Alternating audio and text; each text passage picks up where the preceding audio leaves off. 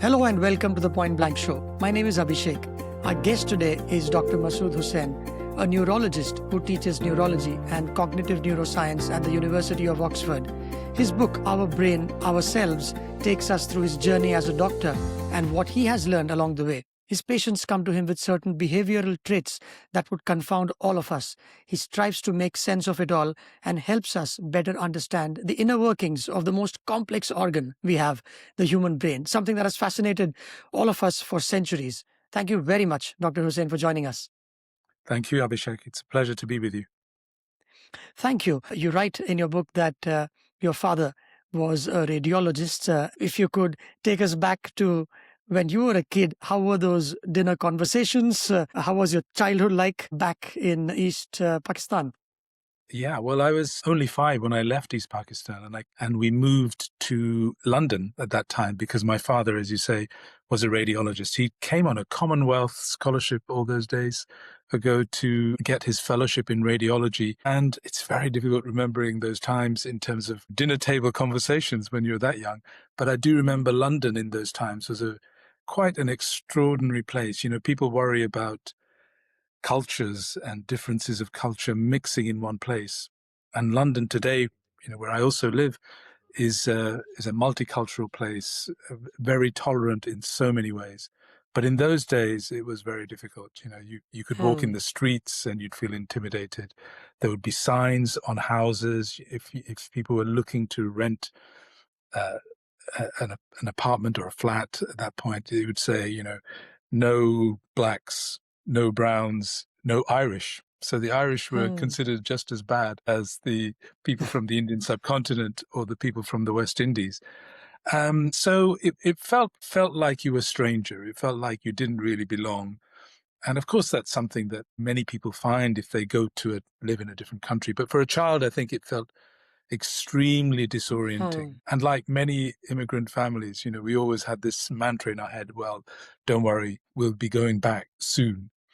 And that never came because, in the early 1970s, there was the War of Independence when East Pakistan became Bangladesh.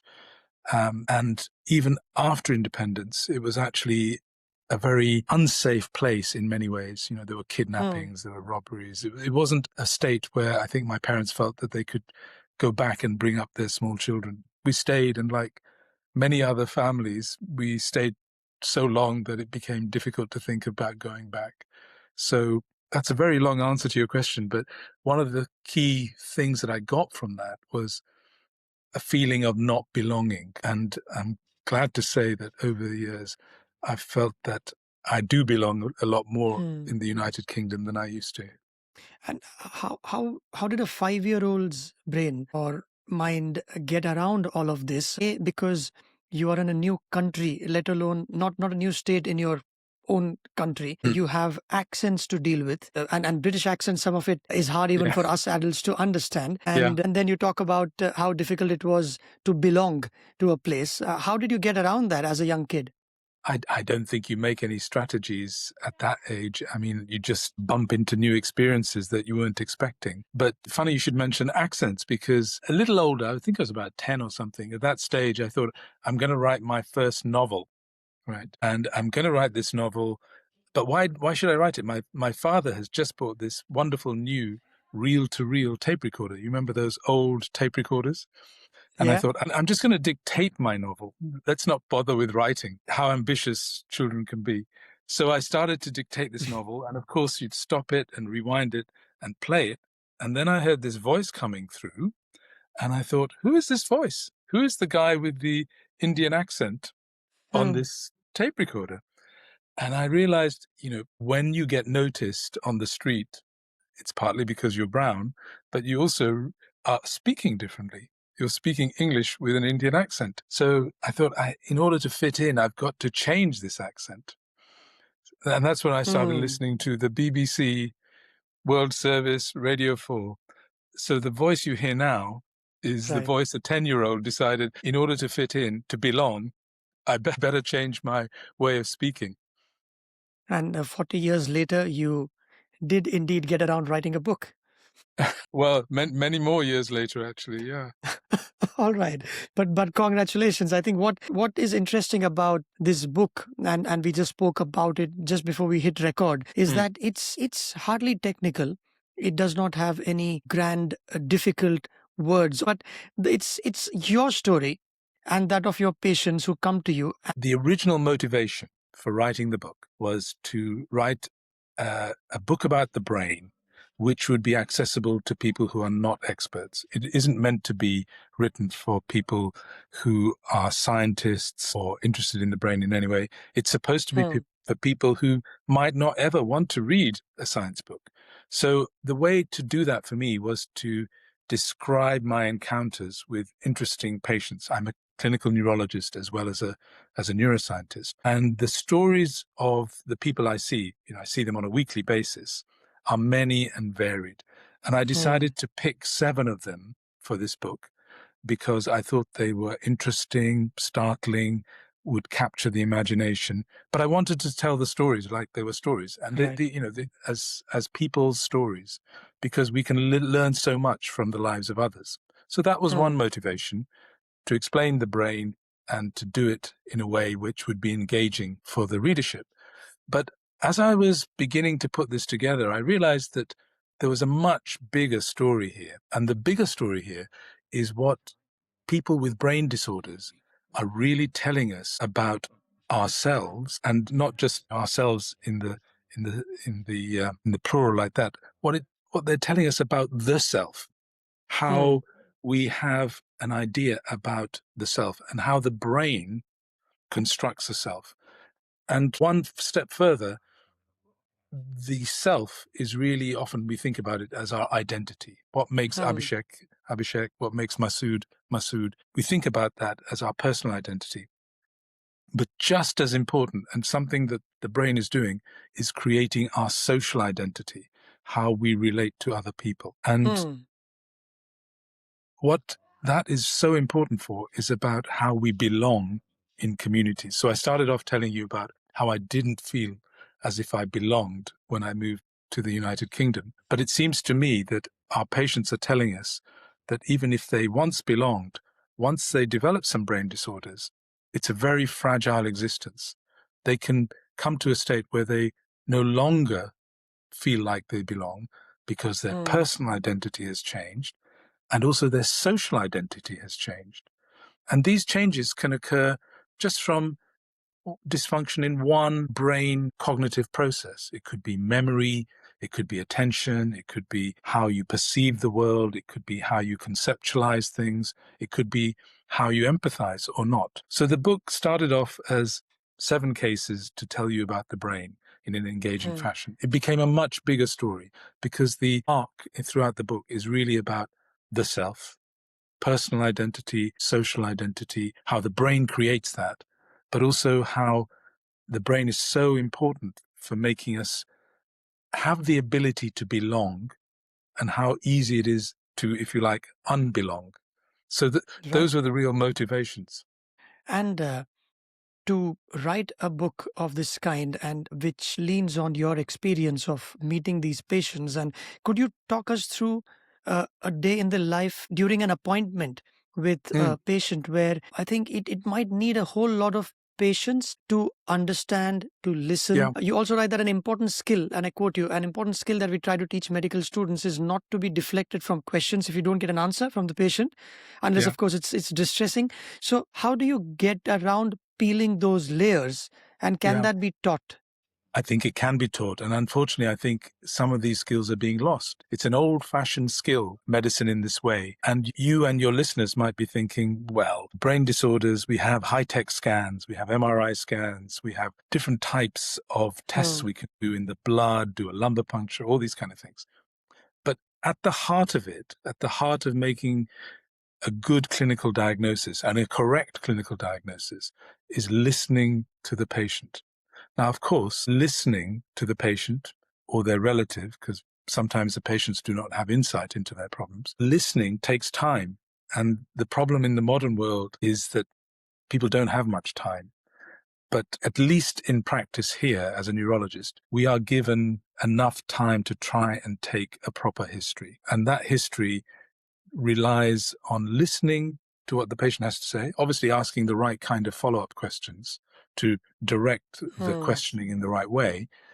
And I also make a real effort to see the relative of the patient or a friend of the patient who's come with them on their own. If I can get even 2 to 5 minutes with them on their own, I can learn an awful lot that I wouldn't learn from the patient themselves, or that the relative or friend wouldn't tell me if they were with the patient, right? If you see them on their own, they can tell you all sorts of things that are happening at home that are not happening, they can't tell you in person with the patient. So it's a really key cornerstone of good medicine is to take the history properly, more in neurology than in anything else. Otherwise, you could be misled. You could go down the wrong direction. If you just accept something from the referring doctor's letter, this patient has a problem with memory, that may be incorrect. It may not be memory. It may be language. It may be attention. It may be about perception in some ways. So you have to try and work out what the problem is. So we give patients that time, and followed by listening is the examination. And there's the physical neurological examination, but we also do a cognitive assessment. So we try to assess different domains of cognitive function. That could be speech and language. It can be memory, short-term and long-term memory. It could be semantic memory or concepts. It can be about attention, perception, visuospatial skills, and what we call executive function. So, that takes time. And to do that properly, you need that time. And unfortunately, that's not always possible everywhere in the world because of the demands. And I understand completely in the Indian subcontinent, the number of patients that a doctor has to see, that makes it very difficult. But it's still a very important skill. That old school of paying attention to the patient, and you write in your book, one of your patients seemed to be looking to his right all the time, and that was a bit of a clue that that you need to investigate in a certain direction. Had you not Yes. known, Yeah. it would have been different. Yeah. I mean, in the book, this is a guy we called Winston. I mean, all the patients are anonymized, obviously, in the book. And his friends really didn't know what was going on with him, because he seemed to be bumping into things. He was embarrassing them. But when we saw him and saw how he was behaving, what we figured out very quickly was that he had suffered an unusual form of stroke, which hadn't affected his arms or legs or his speech, but had left him with inattention or neglect of the left side of the world, such that he was always just paying attention to things on his right. And that's why he would bump into things on his left. It's called a syndrome that is called the neglect syndrome. And although we explained that to him and his friends, they were very skeptical that this was a stroke because they hadn't seen anything like that. In fact, they began to wonder if he had some unusual other illness, which we weren't willing to tell them about.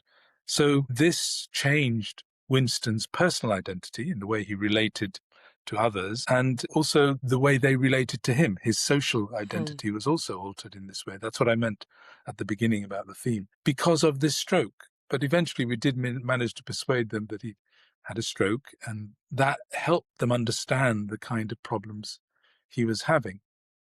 But it was a very focal change in the brain. It just left him without the normal ability to attend to one side of space. And you could see that even that small change was enough to change self, his personal and social identity, and how he belonged to his community. And how do you deal with patients who may not immediately embrace the diagnosis that you might have for them? Some may be in denial. Now, Yeah. I'd like to understand as a layperson, yes, all of us sometimes find it hard to accept the harsh realities, whether at work or elsewhere. It takes a while for us to get around it. But Yes. now, if that problem is neurological, can denial be a mental condition which is mutually exclusive to the denial that somebody might feel otherwise, and they might learn, okay, now let's learn to accept it? Is that a challenge? Can It that is a be a challenge. It challenge? is a challenge, and it's more common in certain types of brain conditions. For example, in frontotemporal dementia, which is an unusual form of dementia. It's very common for the patient to lack insight into their problem and deny there is a problem altogether. In the book, I describe a woman who I call Trish, and Trish is someone who is having problems with her memory, but she fobs it off by saying, oh, we're all getting older. Our memories are never as good as they used to be. It's not a problem.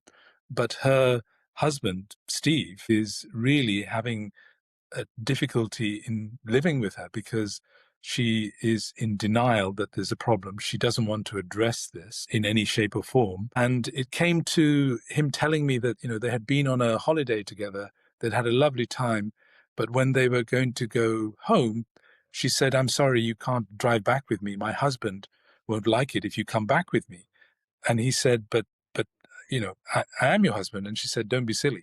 Just can't have you coming back with me in the car. So he at that point said, well, look, why don't you call Steve and he'll tell you it's fine. I'm a friend of Steve's. He'll tell you it's fine. So while she's phoning Steve on the mobile phone, he walks out and takes the call and says, that's fine, bring him along. So she does allow him to come home. But even at home, she's saying, I wish you two Steves would work out who's going to stay with me tonight. So it's not her fault that she's in denial. Her memory is so poor here that she hasn't really worked out who this guy is that she's been on holiday. And in fact, she says to me, do you know, it's funny, this new guy has the same name as my husband. And it's amusing in some ways, but it's also very sad because the level of memory impairment means that's an explanation why she might be in denial. She doesn't really understand that her memory is failing her so much. And your question about whether there is some sort of neurochemical cause for this, no one's really been able to pin that down to say this is due to this neurotransmitter. It's not like that. Part of it might be because there are many reasons why people could be in denial. One, like Trish, might be their memory is so poor they're not actually aware that their memory is failing. Other people might actually lack insight into the way that their behavior is affecting others around them. There's another patient in the book who has completely changed in her behavior. And when her husband talks to her about that, she says, well, I've been nice and demure and very tolerant all my life. I'm just going to say what I like now. From her point of view, the reason why she's changed is because she's no longer wanting to just be her quiet self. She's just going to say what she thinks. In fact, she has developed something that we just mentioned, frontotemporal dementia. But there might be many different reasons why people are in denial. And of course, denial is something that isn't unique to patients. It can happen in people who are healthy. Indeed. Yes, the other patient that you talked about she was completely uninhibited. She would say it as it is, call spade a spade to a degree where it could embarrass or, speaking one's mind, taking it to a different level, which can be a condition in itself. That's right. Yeah, because, normally what we have are mechanisms that stop us from saying what we think. We may often think things, but we may not say them in public, especially if they're going to be hurtful to somebody or if it's not necessarily wise to say this in this context. We have learnt about how to behave under certain situations. You were asking me right at the beginning about being in the United Kingdom as a child. I had to learn the traditions, the context, the things that would work, the things you couldn't say that might be possible in a different culture. So we learn these things and we stop ourselves from blurting out what we would like to say, right? But a child doesn't. A child may say that, right? Yes. And our brains are developing from childhood through to teenage to young adulthood. And in fact, some of the data suggest even until the age of 21, the brain is changing quite significantly that you can measure it. So we have built these processes including these mechanisms of inhibition, which suppress the reflex response that we might like to make. In the book, the woman that you're describing is walking down the street and she doesn't like the way another woman is dressing. So she might tell her, my goodness, that skirt is too tight, which you never do if you were normally walking down the street. But she's just saying what she thinks. So it's an insight into how our brains normally operate as well. So, should we, with this knowledge, say, be a little more patient with people and less judgmental? If somebody is being rude, can that, and if that person is being consistently rude, say, and Yeah. I'm taking it a bit too far, but Yeah. that maybe it's a condition in the head, not to suggest that that person is mental or anything, but it looks like there is something not going right in those circuits. Could we make that deduction as a layperson, that and give the person a benefit of the doubt? Well, what we're talking about is a continuum. Hmm. That there are people with pathological brain disorders who behave in this way, in an extreme way. Hmm. But Hmm. there are people also who may not have something you can find on a brain scan, but are Hmm. different from the norm, right? We all know people Hmm. like that. There are quiet people, shy people. There are people who are always speaking their mind. It doesn't mean Hmm. they have something wrong with their brain in terms of Yeah. it needs fixing, it needs an operation, it needs some treatment. This is the continuum of humankind. Hmm. But the interesting thing is there must be some differences in their brains that accounts for this, whether it's in the genetics or the Yeah. connections or the chemistry. There's got to be some explanation. And neuroscience is not at that point where we can give you a simple account of why someone Hmm. is outspoken and someone is very shy. But there has to be some difference in this to explain the behavior. Interesting. I remember watching. There was a series called Boston Legal long ago on TV, where it was courtroom drama, and in one of Yeah. the sequences, you talked about how brains can be different, the attitudes, and one of the lawyers, and I looked it up. It looks like it appears to be correct. They could this word Schadenfreude, which is Yeah. damage and joy, where you seek spiteful, malicious delight in the misfortune of others. And Yes. apparently, in 2004, some doctors from Stanford could measure Schadenfreude on a brain scan, is Yeah. where something gets released from the dorsal striatum of the brain, which I have no idea where it is, but I remember the dialogue, which causes people to feel joy when someone falls, which is fascinating. Yeah. I mean, there are many other traits, Hmm.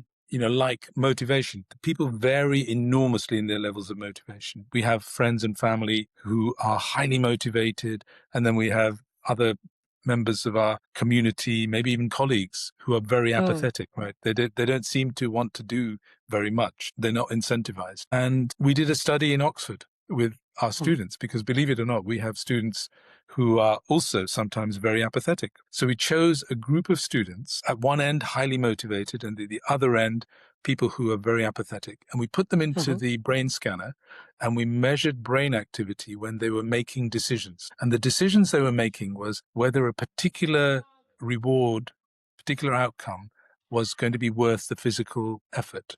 Would you do this much physical effort to get this much reward? And we could give them different combinations of high or low physical effort or high or low reward. And we found that the people who were apathetic were less likely to want to do low reward efforts. Hmm. They weren't willing to work for low rewards, but everybody was willing to work for high rewards. Maybe not so surprising. And then what we found was that the activity in the brain differed between these two groups of people. And the areas of the brain which were involved include the basal ganglia, which are deep nuclei in the brain, and the frontal cortex. And to our surprise, we also found that the people who were more apathetic, the ones who are less motivated, actually had more activity in these brain areas when they're deciding whether something is worth the effort. We were really puzzled by this. We were expecting Hmm. them to have less activity. But the way we've explained it is that this brain activity has a cost. It shows us more energy is being consumed by the brain in the apathetic people when they're deciding whether something is worth the effort. And of Wow. course, yeah. And of course, they might be making these decisions when we ask them to in the scanner, but in everyday life, it may be that they just think, oh my goodness, this is too much effort, brain effort to make that Hmm. decision. I just won't do it. I just won't do something because it's not worth thinking about whether it's worth the effort. And so you might end up being apathetic. And in Hmm. the book, I described this very young man in his 30s who is highly productive, highly motivated, very sociable person who suddenly loses his motivation. He becomes very apathetic. And it turns out that he has two very tiny little strokes in the left and in the right basal ganglia, these areas I was just describing. And for him, what's happened is the signals that link motivation to action, to doing something, are no longer linked in the same way. So he did nothing. He went back to his job, but he was very unproductive. He didn't really meet up with his friends. He lost his job. He couldn't be bothered to get any social security benefit, which he was entitled to. He couldn't pay his rent. His friends invited him to their home to say, stay with us. And then they regretted it very quickly because he did nothing. He just sat there all day waiting for them to come home, do the cooking, look after him. And so they got very irritated. Yeah. So Michael's personal identity changed and his social identity changed, his relationships to his friends. And his doctors thought he might be depressed, tried him on an antidepressant. It made no difference because that wasn't the problem. He was actually happy, but what he had lost is the linking of motivation to action. That's why he did nothing. And in that case, we were actually able to treat him with a neurotransmitter, a chemical that exists in the brain, in the basal ganglia, which is called dopamine. And on high levels of a drug that could attach to the dopamine receptor, 3 months later, this man who was very unkempt, really not looking after himself, not having a shower unless he was asked to, came back to us. And we could not recognize him because he was in a suit. He had had a haircut. He had a new job. And most surprising, he had a new girlfriend because in that situation, he was meeting nobody. So it showed us that a brain mechanism, when it became dysfunctional, could just extinguish motivation, but we could restore it with a drug that we already have, a drug that targets the dopamine system. And a lot of experimental evidence in animals also shows that dopamine is critical for motivating us. And is there I'm sure there is a neurological explanation for this, the motivation piece, where one school of thought is that motivation is great, but let's say to go to a gym or to get a task done, whether it's a college essay, it's too much. So you procrastinate. And one of the lines is that we don't rise to the levels of our goals, but we fall to the levels of our systems, is what James Clear, The Power of Habit, that guy says, or was it Atomic Habits? Sorry. So the whole idea is, one school of thought is, even if you're not motivated, you do the act and hopefully you will feel better after that. And dopamine, on one hand, you say you have to go to the root of the problem. Why are you not feeling motivated? First, find that. Or in parallel, doesn't matter if you're not motivated, but you do that thing when the time comes because you've scheduled time for it. Now, what happens in the brain where you're compelling yourself, irrespective of how you feel, you do the act? Yeah, I mean, you've asked several complicated questions there, Abhishek. Yeah, but where should I start? Maybe the one thing to start with is, first of all, let's do the dopamine bit. A lot of people have thought dopamine is the neurotransmitter of pleasure. It's the thing that gives you pleasure. Actually, most of the evidence suggests that is not the case. You hear about dopamine hits, various other things. It's actually more the neurotransmitter which is getting you motivated to get to the pleasure, getting you activated, initiating actions, persisting in your actions to get to your goal. So dopamine is not the pleasure chemical. It's the chemical that makes a huge difference in terms of motivating you to act. Now, the question about what would happen if you just felt you were compelled to do something in that time, I think that varies hugely across individuals. If you're someone who is extremely apathetic and you'd never get anything done anyway, being given a schedule can sometimes be really helpful for the reasons I mentioned beforehand, that normally you don't want to think about doing this thing. You don't put together your schedule. So if someone's already given you the schedule, you just follow the schedule, you'll do it.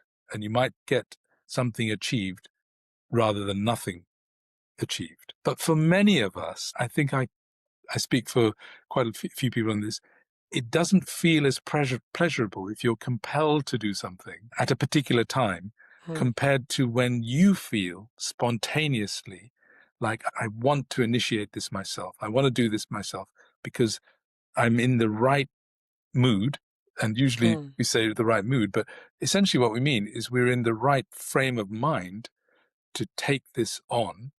And why might we be in the right frame of mind? Well, one reason might be we think that the effort that is worth putting in, it could be physical effort, it could be cognitive effort, is worth the potential rewarding outcome at this moment in time.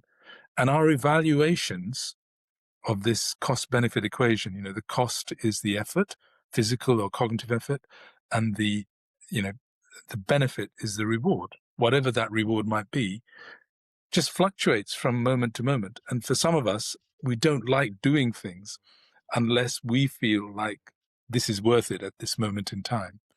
So, and you might say there are other factors that would be really important in terms of making that decision. But I think one of the critical ones is this sort of neuroeconomic decision-making about costs and benefits, and whether in the moment you feel the benefit is worth the cost.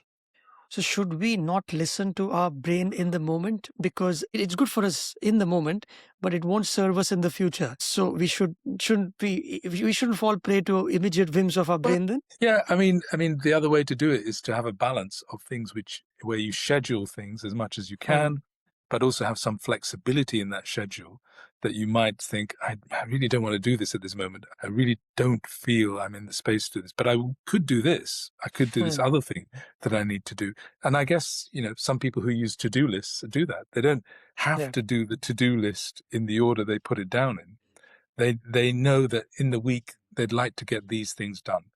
And, when they feel like this is the right moment, they could do that. So each one of us has different personalities in how we take this on. Yeah. What are you like? Are you you have to get it done? Well, I have a long list of to-dos, but they never get struck off when I go to bed. I've tried something called bullet journaling, where it says that you can, so if you've got 10 tasks, 4 of them are not done, you move it to the next day. And you keep doing that, and then you realize that if that is not important enough, it has not been done. So just strike the damn thing off, because you're just making it difficult for yourself. I haven't found it. How do you go about it? Yours is a far more you're working with the most complicated organ of the human body. Well, but also practical things. If someone had told me 40 years ago, this is what you're going to be doing in life, I would have said, brilliant, I love it.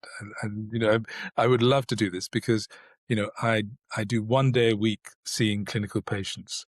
I do university teaching. The students here at Oxford are fantastic. So I do that. I also run a research group, and I'm the editor of a journal called Brain, of all things, right? So I have to be flexible and multitask.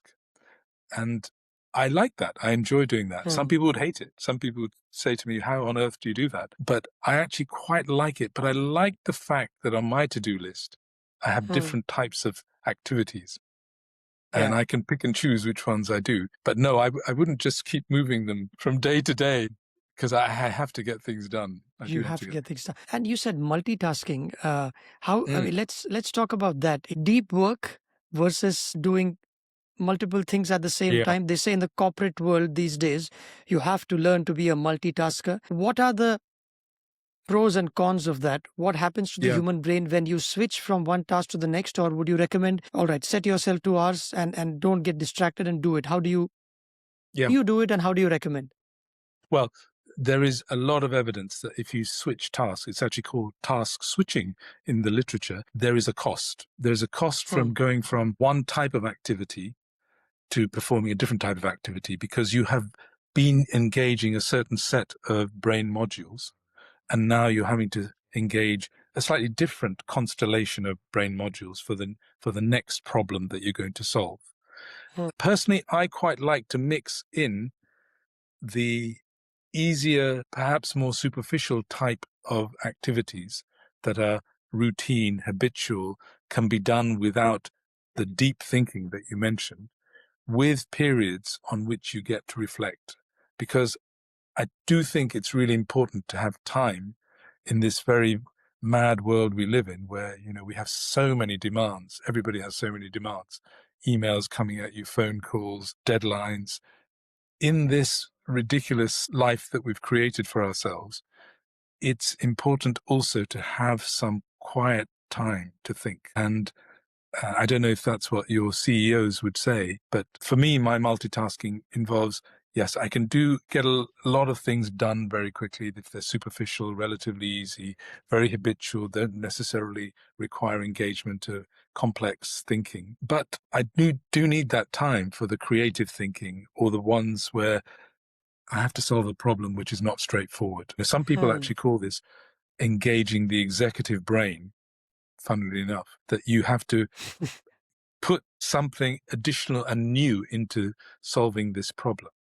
I also realized that doing that, deep thinking feels more fatiguing. It actually feels like I'm doing more work, consuming more brain energy, and I Hmm. can feel more tired faster if I'm doing that deeper thinking. So what I also try to do is intersperse this with the habitual stuff. So I'll do a period of deep thinking, and then might switch. I think it's okay to switch to something which is easier Hmm. and habitual, and then I might have a little break and then go back to that deeper problem.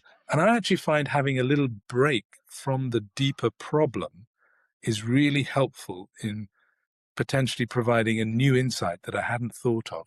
And I don't know why that works, but that's also reported by many other people in the creative literature, that having some time off between what you were doing and going back to it, it might only be in half an hour or an hour, or it may Hmm. be a day or a week, is often very, very helpful, because subconsciously, although you've dropped this problem consciously, subconsciously, Hmm. there are operations still, there's a legacy of what you were thinking about Hmm. still going on under the bonnet.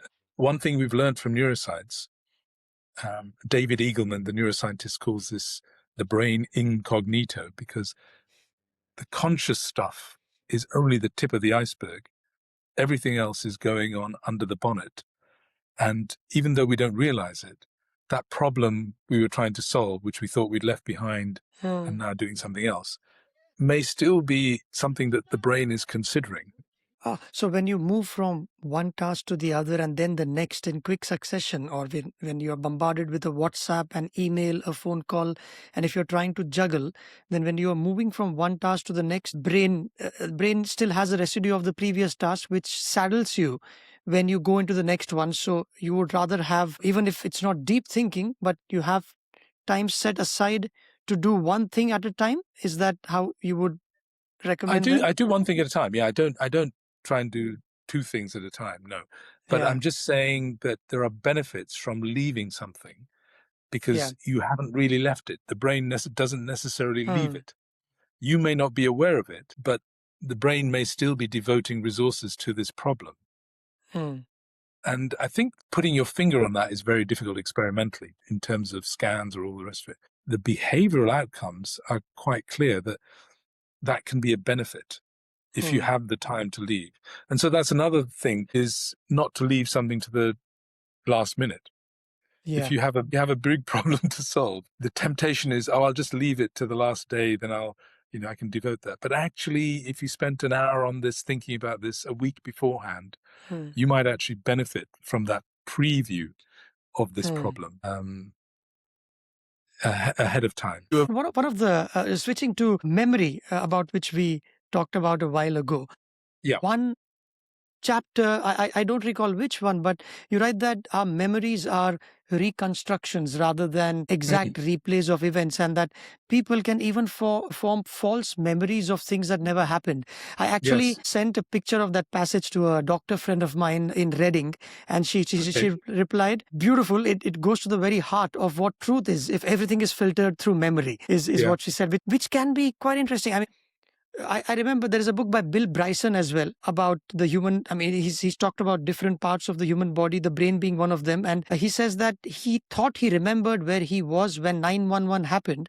And Ah, somebody corrected him. Hey, no, you mm, were not there at all. You were at some other place. And he says, right. such a big event. And I had no idea. I thought I just reconstructed the truth, which wasn't true at Yeah, all. it is absolutely staggering. So there are many studies which have looked at eyewitness testimony.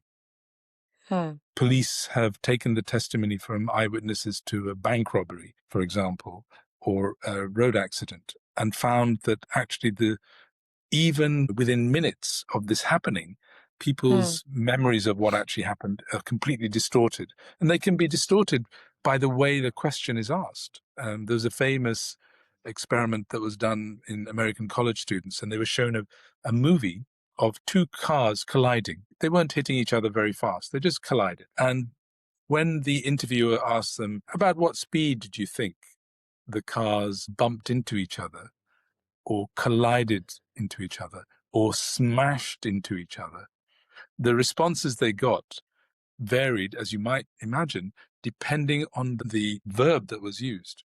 If it was bumped into each other, they might say 20 miles an hour. If they said it was how fast were the cars when they smashed into each other, they might say 40 miles an hour, right? So the words that are used can be misleading in this way. And these famous studies, which were done in Cambridge by the first professor of psychology at Cambridge, Bartlett, he took a bunch of students, this is Edwardian Britain at that time, and gave them stories which were from indigenous Indian people in North America. These stories are completely unfamiliar to them, and the kinds of descriptions are completely unfamiliar to them. And then he asked them to recount what these stories were. And he did that with different groups at different time intervals from the original. And he found these stories got completely distorted, and they would be reframed in the cultural way of doing things in Edwardian Britain. Somehow they had been reconstructed to fit in with the schema that people had of things like fishing, which was, one of the stories was about fishing and hunting for whales, which was actually in canoes, but some of the students were describing them as if they were in yachts in the sea.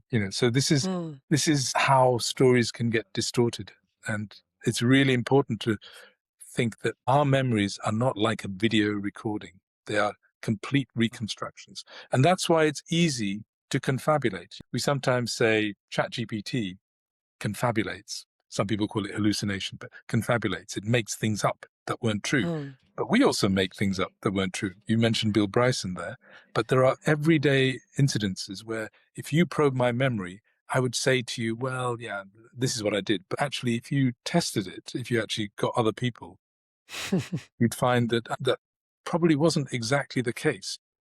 Your version, my version, and the truth. Yeah, exactly. Yeah, that's right. That's right. Yeah. And the memory can be a funny thing. Boarding pass, when you are about to board a flight, Yeah. you've got the gate number, the seat number, and the flight number. And I've seen myself go back to it more than I should. And it's embarrassing. Why can't I just remember it? What happens there in the mind when I can indeed remember what happened when I was 12? What happens there? Well, one of the things that's really important is what we call deep encoding. Now, if you encoded this information deeply enough, you should be able to retrieve it, right? And deeply encoding means not just looking at it superficially, but thinking about that seat number, 19A.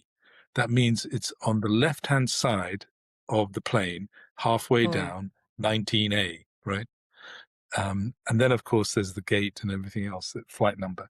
But I do exactly the same thing, Abhishek. I forget, and I have to keep looking because I know I didn't deeply encode this information, because if I did, I would hold on to it. It's like when you meet somebody new at a party, or you're introduced to somebody new, you shake their hand, you're so busy trying to be polite and nice and smile, you didn't actually listen to their name.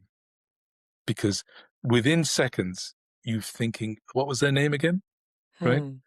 And so I really try and make an effort to listen. And if I didn't get it, I just say, sorry, I didn't catch your name. Yeah. Because it's actually very easy. You're doing all these other things that you're not deeply encoding the auditory information that's coming at you. In this case, you are multitasking. You're smiling, you're engaging them with your eyes, you're shaking their hand, whatever it is, right? You're doing all these things, and you've also got this stream of information coming in. So you have to pay attention to many different streams of information.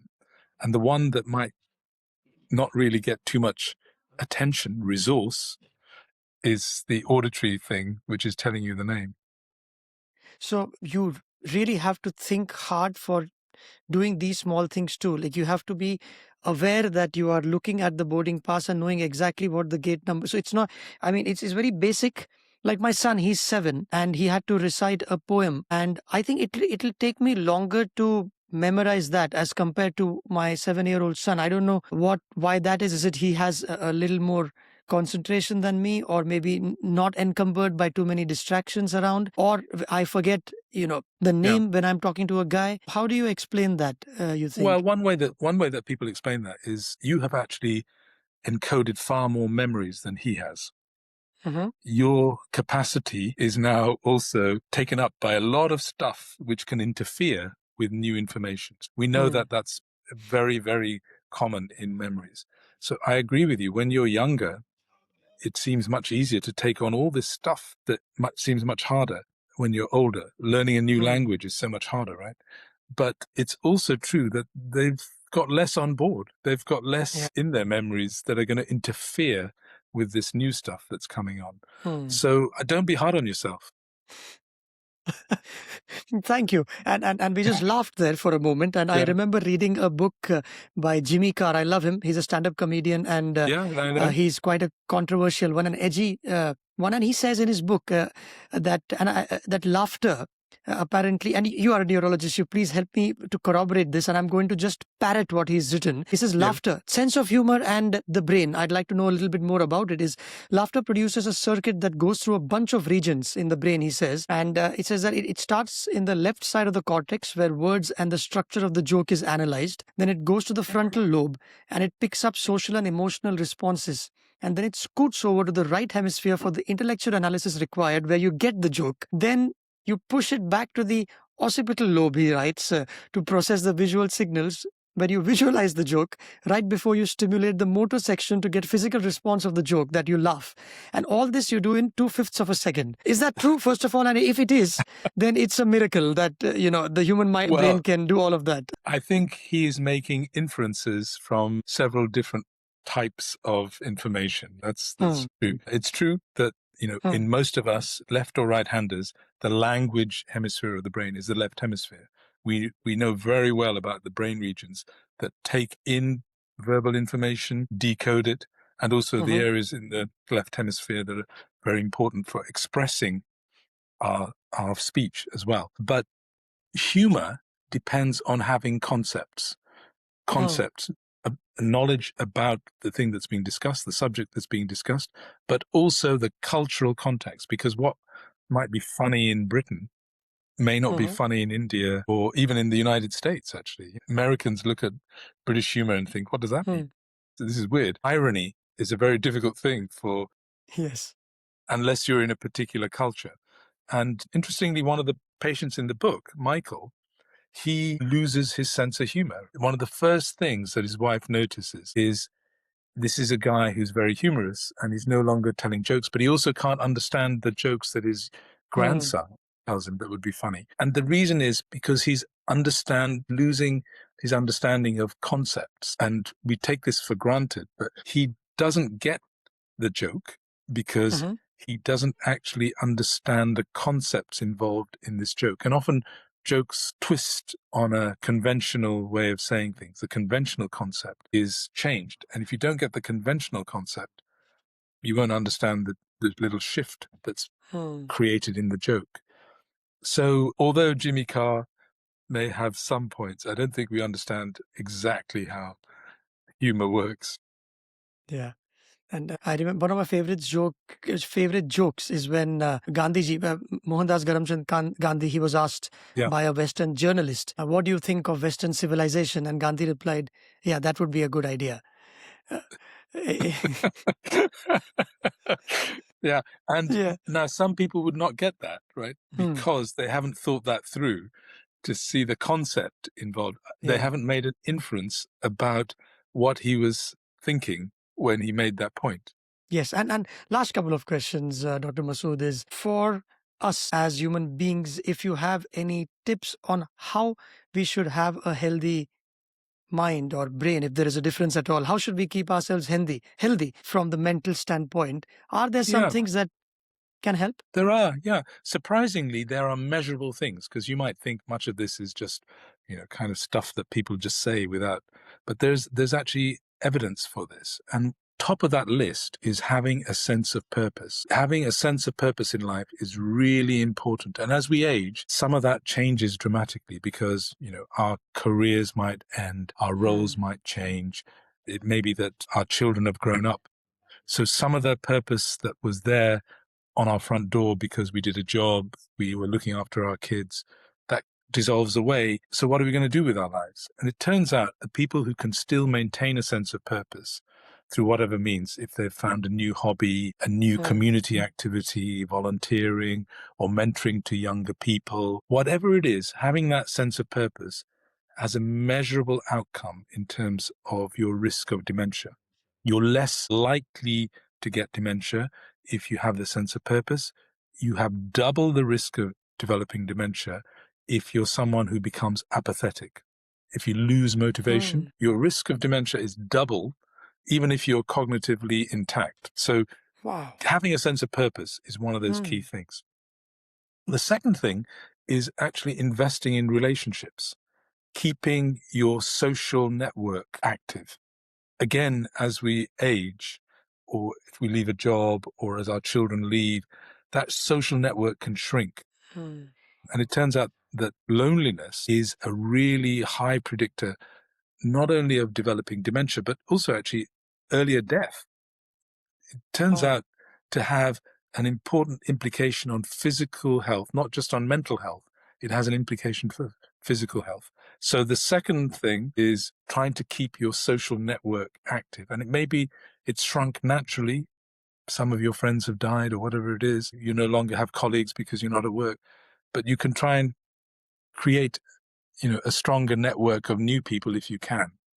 And the final thing is actually a little bit more intriguing, is having a sense of curiosity, being open to new ideas, to new experiences, to engage in new kinds of activities. Because, again, people who do that are less likely to have cognitive decline than the people who don't. So being open to new things. So we got these three things: having a sense of purpose, trying to keep your social relationships active, social network going, and being curious to find out about new things in the world around you.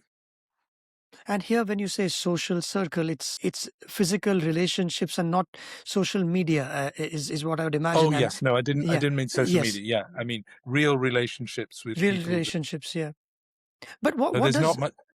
social? Sorry, go ahead. Please finish your thought. Yeah. I just meant, people that you see physically interact with, have a coffee with or a meal with, or do Right. something with in terms of sports or whatever it is.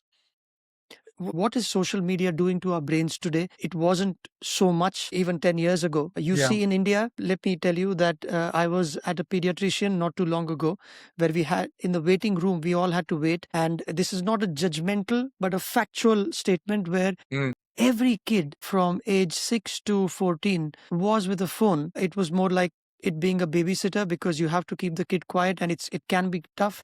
But everybody here, at least in India, I'm not sure what it is in the UK, is hooked to a phone early on. What happens to the brain circuits, and is that irreversible? Yeah.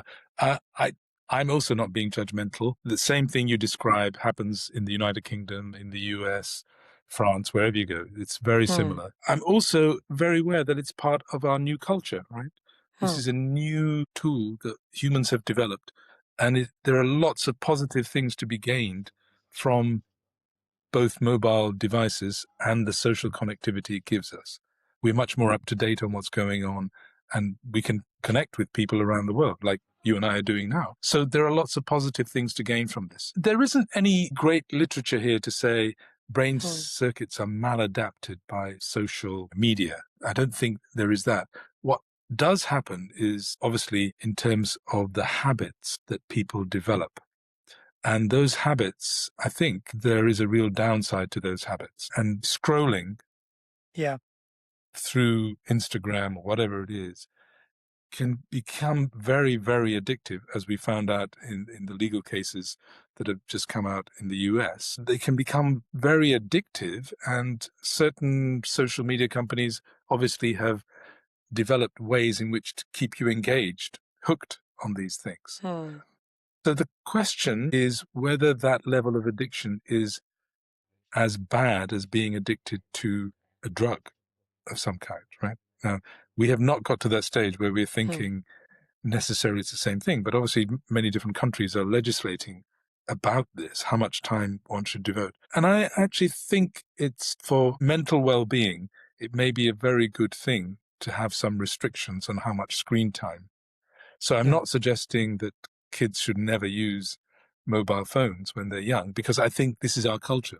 They should Hmm. have experience of how to do it. But maybe what we need to think about is having some restrictions on this time. We don't really have evidence that the brain is so maladapted by this that it cannot change back.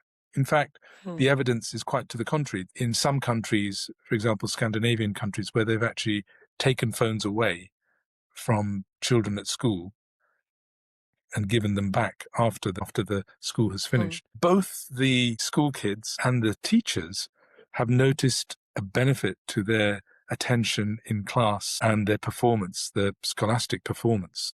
Hmm. And even the school kids, when they've been interviewed, have said, I've actually benefited from not engaging in all this stuff during the Hmm. day, even during breaks. So, yeah, we don't have much evidence that the brain circuits are maladapted by this in a permanent way. And I would say the behavioral evidence suggests that they're not, and that what we need to do is change people's habits. Lovely. And you are a professor at the University of Oxford, the last one. From the teaching perspective, what do you like about teaching? Do you look forward to it? What is the best thing or the most favorite thing for you as a professor that keeps you going and that motivates you to do your thing? I love young people's enthusiasm. We're all aging, so it's quite nice to have people who are enthusiastic and engaged. The things I really don't like are the students who don't seem to be really engaged in something, Hmm. because I think it's a real privilege for them. They've got to this high level of teaching. They've been selected in this competition to get here, and they're a really privileged bunch of people. And if you don't make use of that privilege, that is a real shame, because there are lots of other people around the world who would jump to get this kind Hmm. of teaching. You talked about privilege. I think after reading your book, Dr. Masood, it looks like the human brain is a bit of a roll of the dice, and we should all feel privileged if we can even express ourselves, walk, talk in a manner that is normal. It's, the brain is a formidable piece Hmm. of biological creation, right? It's incredible. To think that we can do this. I mean, just think about it. How do you store a memory? Hmm. How do you store this memory of what we've done? You think this is wetware. This is biological wetware, and it's holding a representation of my conversation with you, Abhishek. And I'm thinking, that is incredible for our systems to be able to do this. We have to sometimes pause and think how incredible it is. Yes, indeed. Thank you so much, Professor Dr. Masood. You've given me more time than what I had bargained for. And thank you so much for your time on the podcast. It's a pleasure. Love speaking to you. Thank you.